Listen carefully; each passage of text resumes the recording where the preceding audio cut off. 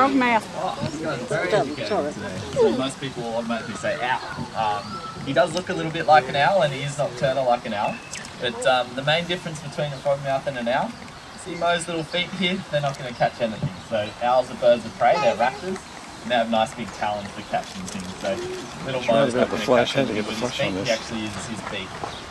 It's a good way to start with Mo because it's a good example of something that's not a true raptor, but he is technically a bird of prey. Long at night time after insects, and yeah, snaps them up out in the air. That's his favourite way of doing it. He really does like it. Good old cuddle here. Got it. Now, so something that big is pretty easy to swallow in one little gulp there. So we'll see if he wants to have a snack this morning. Oh, there we go. Delicious. So the inside of his mouth is massive gapes. So when he's flying around, it's like a big net that he's flying around with, basically. It's a pretty good tactic of going to get your food like that. But anyway, I might put him back to sleep. He was in the middle of a siesta when I rudely woke him up. So I'll put him back, and Bart's got another bird for you to see in a second. Think of big birds. Raptors actually come in all sizes, including extra small. This is Susie, my name's Bart. And Susie is a true raptor. She's not a baby bird. Unlike some of our audience members, she's never going to get any bigger than she is right now. In fact, the boys, they're even smaller still. They're about a third of the size. And that's common for most of the diurnal, the daytime birds of prey. Despite her small size, you can see the talons on her feet, the curved beak. Very pretty. That she uses to tear apart the flesh after she's caught it in her feet, and those lovely great big eyes of hers.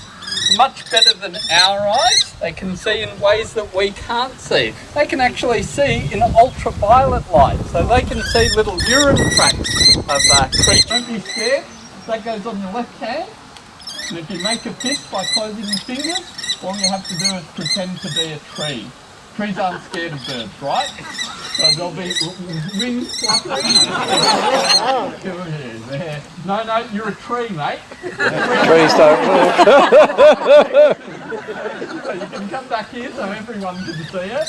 No stroking this bird. You better hide the other hand behind your back. I usually only tell the youngsters to do that. Her foot will shoot out quicker than you can blink. She will grab a hold of you and you'll be happy. Species of raptors. Do you want her to go? Yep. Here's a glove your size. There you go. Pop that in on your other left. That's the one. And make a fist for me. Close it. That's it. Other hand behind your back. And turn around so Dad can see both you and little Susie as well. Susie? Keep your brush up. That's right. Susie looks like she's grown suddenly. There you go. So I was saying you usually see kestrels hovering. Bird chicken. I told you it's a favourite toy. A bit too quick for me.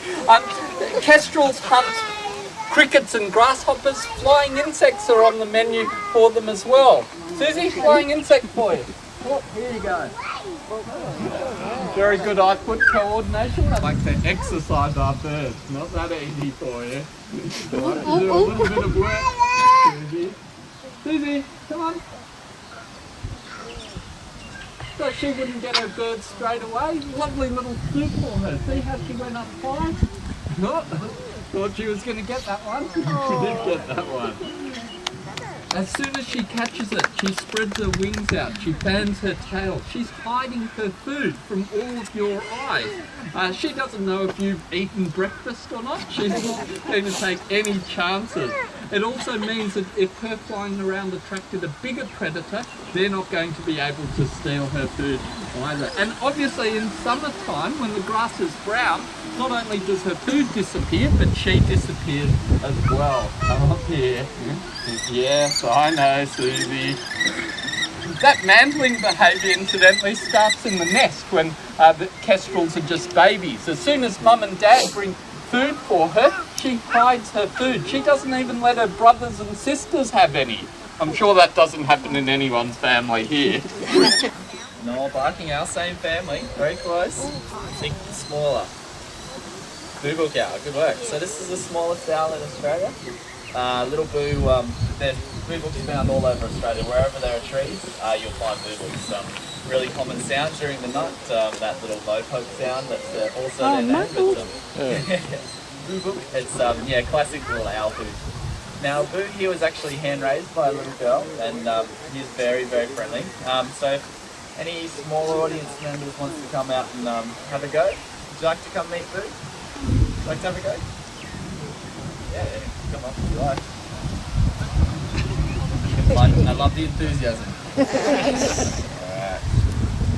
Good. That's about your size, Link. Come over to the top of the fire. Boo's doing his little growling noise. He's the nicest owl I know, so you can come a bit closer to the eye. There you go. You can give him a little stroke if you like. Good work. So Boo's family of owls are known as the hawk owls. So barking owls are in the same family. They look a little bit like the daytime hawks. So a little owl like Boo will hunt a little bit like a hawk as well. So late afternoon and early morning. So owls like this aren't truly nocturnal. They're known as crepuscular, and will hunt in those low light levels of the day. So Boo does mostly use his big eyes for hunting. The face. Oh, here we go, they're trying to audition again. I don't think Boo will give them any trouble. Maybe when the eagle's out later they might want to leave. I see I'm gutless, so I can't be accused. I have, but look, a bit nicely in there. But yeah, like I was saying, his eyes are actually tubes, which means he can't move his eyes independently of his head like we can. We can look around if we don't move our head. But if Boo wants to change where he's looking, he has to move his whole head. So does anyone know how far an owl can turn their head around? You can just yell out. 180, that's pretty good. 360, not quite, nearly. 270. So if little Boo did 360, his head might fall off. Pretty lovely, I wouldn't want that on anyone. But 270 degrees, nearly all the way around. In his little neck, he's got about 14 vertebrae. In our neck, we've got 7. So that gives you an indication of how flexible his little neck is under all those feathers. Alright, come back. Sneaking up behind me. There it is. She is rather quick. In fact, all falcons are fast. So I've got a little bit of a bigger falcon. Look, this falcon used to... Ooh. I'm not sure what we're going to do there. Hold it, sorry, hold it. Slight technical malfunction with my pretend bird. Now she's going to catch me unawares. This is really dangerous. Do not attempt this at home. People used to call these falcons little falcons, but I showed you the kestrel, which is even smaller still. A lot of people think that it looks like a miniature peregrine falcon, and it's true, it does have similar colouring. Much more importantly though, it has the same hunting technique. Hobbit, the bird's ready. Where you are. There he is, coming. That was fast. That is, they hunt relying on speed. People think cheetahs are fast. Cheetahs are only the fastest land animal. Fastest living creature in the world is the peregrine falcon, and it's been recorded at speeds of almost 400 kilometres per hour. That makes it really quick. Now, little Hobbit's not going to achieve those amazing speeds. She might look like she's flying pretty quick, but she's actually flying at about a quarter of the speed of her wild cousins. You see, Hobbit was found on the roadside, and that's where a lot of people find falcons.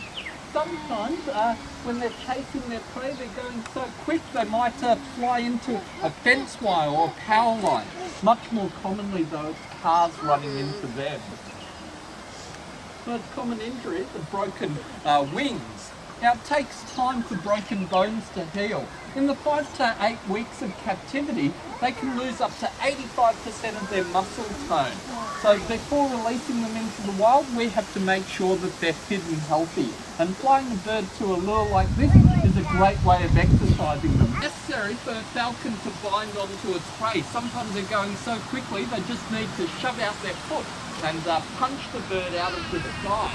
I'll try and turn her around. She'd rather face the direction of the wind though. So other times they're so precise they can take the head clean off of their prey. But if the bird's still alive and struggling, like I pretended the lure was, the first thing the falcon does is quite the back of the neck of the bird. Falcons have got a little notch on their beak. It's called the tomial tooth. And they use that to sever the spinal cord between the vertebrae of their prey species, killing the bird instantly, stopping it from struggling and possibly injuring the falcon. Bring her up and give you a closer look at her. You'll see she's got long, skinny talons, perfect for wrapping around the body of a bird, because falcons primarily do eat birds. She's got a little bit of chicken today. Yeah, she likes hers on the rare side. Now, most of us eat chicken nowadays, but this sport of falconry, at one stage it was the world's most popular sport. Everyone was flying falcons. So he's eluded you guys. It's a pretty good job. We met Mo before at that beautiful camouflage, and he had that skill of looking like a snick. But our next bird, he doesn't actually have that nice camouflage. So he is a nighttime bird, and during the day he has to find somewhere to hide. So anyone tell me where our next bird might be hiding at the moment? Although, yeah, you guys are all pretty switched on. So that hollow log. Hollows are really important structures for heaps of Australian native animals, reptiles, lots of mammals, and especially birds. You met Susie the kestrel. That's one of the birds of prey that'll nest in a hollow. Lots of Aussie parrots nest in hollows, and yeah, this guy that we're going to meet too, he nests in hollows. So his name is Casper. He might be asleep, so I might need your help to give me a hand to get him on out, because otherwise I'll just be standing here talking to you with no bird, and that's no good. So on the count of 3, we're all going to yell Casper as loud as we can, okay? I'm going to get out of the way so I don't get yelled at. It's bad for my self-esteem.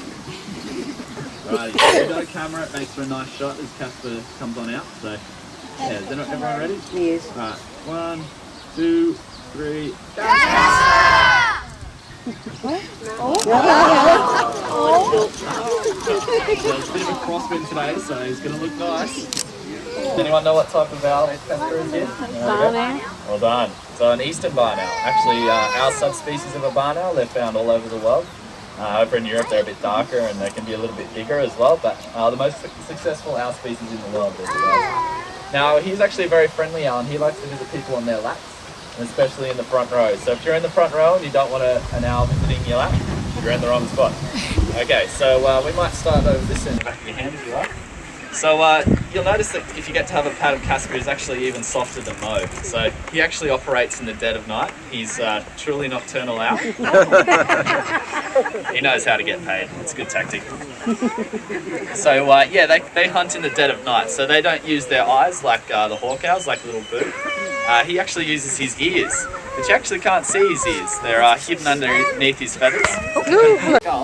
It's pretty interesting to notice that. Hey, can we? Oh, no. Oh, he's a man of his own will. Yeah. There we go. I've got a grandson, Casper. Nicely done. Yeah. That was incredible. So having that one ear higher on one side, that's for sure. He hasn't had a pedicure recently, Casper. So I think That's neither here nor there. is the most difficult pest control you could just have around your And house. so soft. I didn't In believe a it. little hollow like that, a pair of barn owls can raise 5 or 6 owls, up to that many. And to feed that many owls, you've got to do a lot of hunting. So mum and dad can actually hunt 5,000 to 6,000 mice a year, which is pretty incredible. Don't get run away from a bigger owl.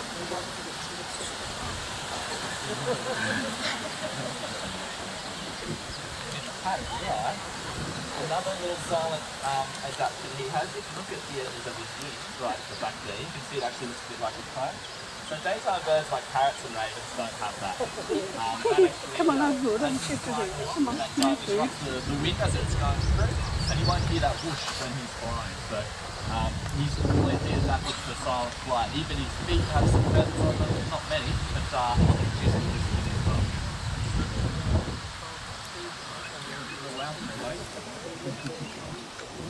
There you go. That's an owl jellyfish. Delicious. Oh, there we go. Oh, I missed that. That's how Mum says I eat, don't you? But yeah, that's a really efficient way of doing it. He doesn't have to tear it up into bits. He, yeah, the next day he'll actually eject what's called a little pellet. So the things that he couldn't digest, like the fur and the teeth and the claws. There you go. Yeah. This is the one I wanted. Or maracai means white spirit, or maracai is a white-bellied sea eagle.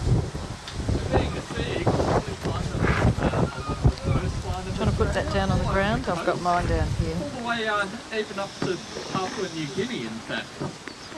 But you do get them around major inland rivers and lakes as well. In some states like Queensland and Tasmania, they like to nest in tall trees. Now here in South Australia we don't have a lot of tall trees on the coastline, so they tend to make their net. Oh, watch out, chooks! Yeah, they're going to get caught one of these days.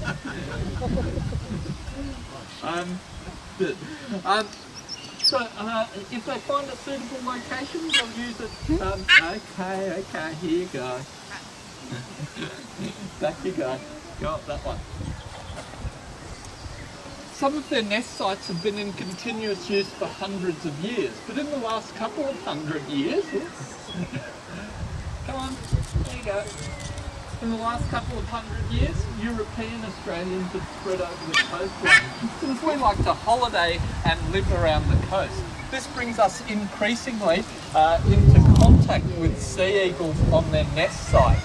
Now, if we get too close, we can scare them off their nest, and that means mum can leave her babies or her eggs. Only one chick is raised successfully every 3 years. Last year, the white-bellied sea eagle was put on the endangered species list, and that's due primarily to habitat loss. Plenty of fish in the sea for them. Marine creatures make up 80% of their diet. They'll take sea snakes, they'll take turtles, marine birds, including dead ones washed up on the seashore. If you're wondering why you never get to see penguins during the daytime, they don't want to end up on the menu either. The fish make up the bulk of their diet. Ospreys also cutting them off to your perch to eat. The talons are very strong and they act like a ratchet system, locking into place. And that's not a joke. He did. In fact, sometimes you can actually hear them when they release their talons. You can hear click, click, click. Now, Maracay, you're not going to find Maracay hunting on the beach. If you want to see sea eagles, that's the best place. Don't go out looking for their nest site. You're far better off being on the beach, and you might be lucky enough to see them fishing. Settle down. Maracay knows that, no, you're not getting it if you're crying. Maracay knows I like eating seafood as well, and I eat a bit of sushi every now and again. No, you're not getting it while you're crying. Doesn't work that way. No. So we do compete for resources as well as real estate with them. Maracay was taken from his nest when he was just a youngster. So he never got to learn how to hunt fish from his mother. Someone wanted a sea eagle as a pet. It is illegal and it is kidnapping. When national parks confiscated him, they thought we'd be the best home for him. When he arrived, he could fly. He's been kept in a shed for his whole life. Not only that, he didn't even recognise fish as being food. Truly. He'd been fed chickens all the time, so he's quite happy with chickens. What that means, if we let him go out in the wild, he wouldn't be able to catch his own fish. Mum never had the chance to teach him. And more so, unlike wild sea eagles, Maracay, because he's been hand-raised, doesn't have a fear of people. So he'd probably get quite grumpy at the first fisherman that didn't share his catch with him. So instead, Maracay's become an ambassador for his species, letting us get a very good close-up look at these beautiful birds. A lot of people don't recognise young sea eagles. Young sea eagles are brown in colour. It's only once they're about 4 or 5 years old that they come into their adult plumage. That's Maracay, the white-bellied sea eagle. You're looking for large wings but a short tail. I'm going to take Maracay back home. Angus has got another couple of colourful characters who don't mind a feed of fish themselves occasionally. So who can name me these guys? Anyone know what type of birds? Kingfisher. Yeah, I heard blue wings, so that's correct. Good work. Blue. Little Asia kingfishers. They're actually one of the only two kingfishers that go fishing in Australia. So the little and Asia kingfishers actually go fishing, but the other 8 species, the other 8 kingfishers don't bother going fishing actually, so it's a bit of a misnomer. Alrighty, these guys are pretty friendly. They're Mike and Mal. Mike has a slightly spiked hair. Yeah, my boss still won't tell me. Like, he just grimaces every time. I don't know who Mike and Mal are, so I'm in trouble with the boss, so I'm going to find out one day. So Mike and Mal. Mike has a slightly spikier haircut, and Mal's a bit flatter. But I've got some gloves if anyone who hasn't had a go yet. Really, that young fella, would like to come out and have a go? You can have a go before. And one other person, have you had a go yet? Up, come up then. There you go. Now you become a tree, the butcher driver, and then become a tree, and then you'll be happy days. There you go. Your left hand. It's a bit windy today. It's got to be wet the air just a little bit. So you can face your coat if you like. Might try and get the cookers up the right way too.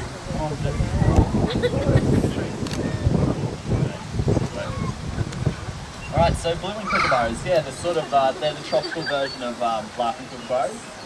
Found from the Pilbara up in Western Australia all the way up the top and then down the Queensland coast. But you won't find them too much in the Queensland coast because they have to compete with laughing kookaburras.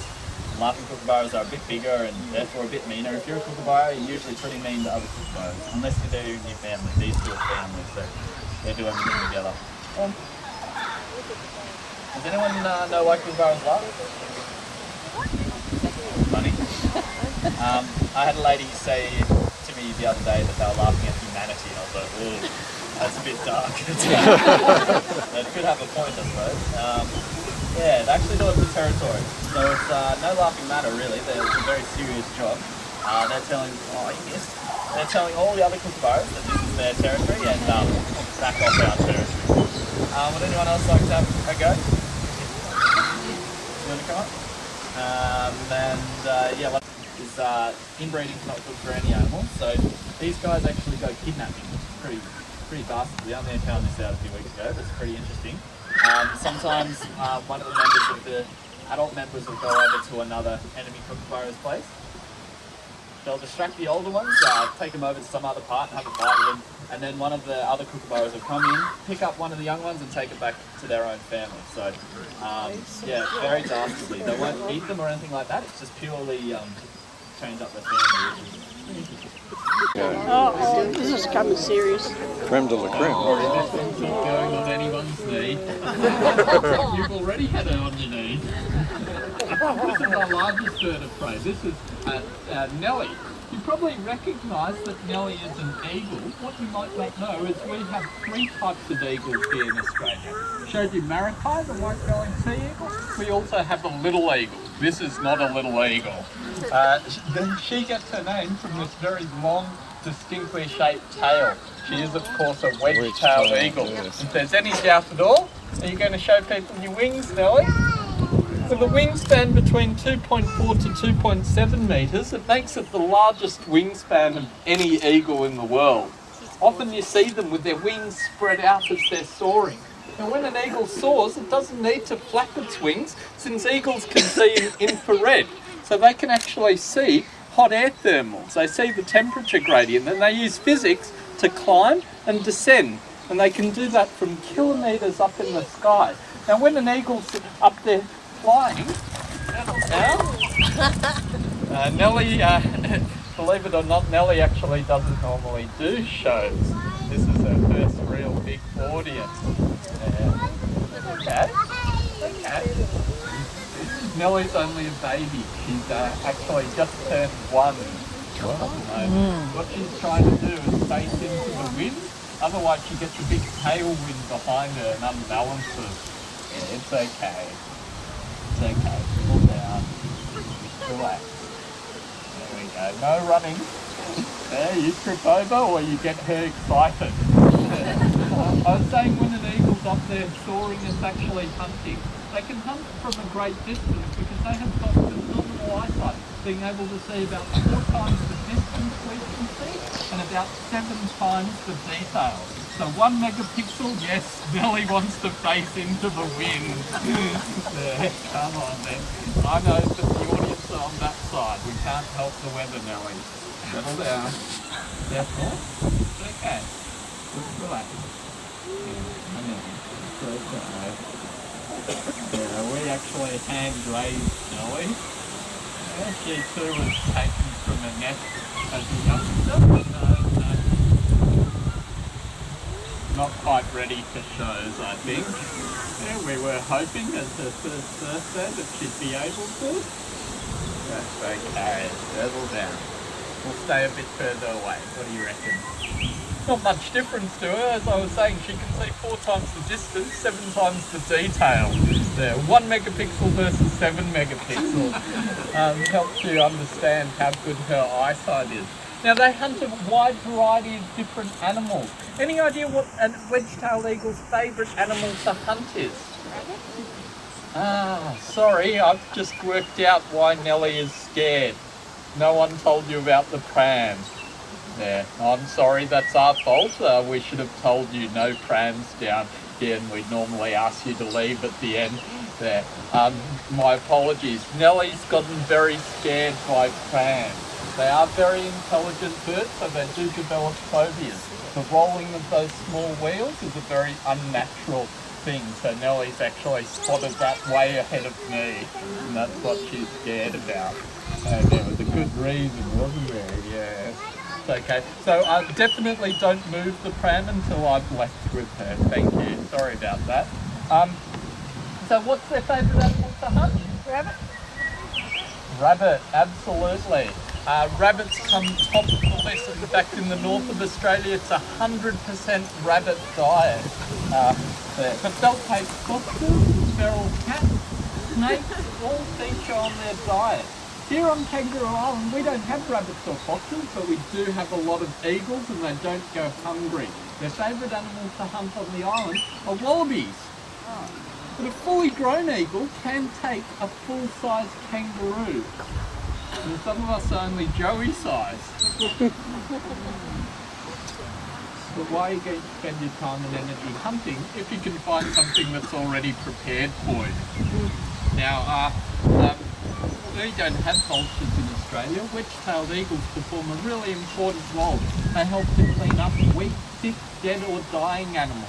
And you do find a lot of dead animals on the roadside where cars have hit them. And that's where you see a lot of eagles getting a free meal. Now they are big, heavy birds. It does take them some time to get airborne. And unfortunately, a lot of eagles themselves are hit by cars. Here's a clue for you. Remember how Nelly wanted to face into the wind all the time? When you're driving along and you see an eagle sitting on a prey item, on a kangaroo, obviously you're going to slow down, but try and note which way she's facing.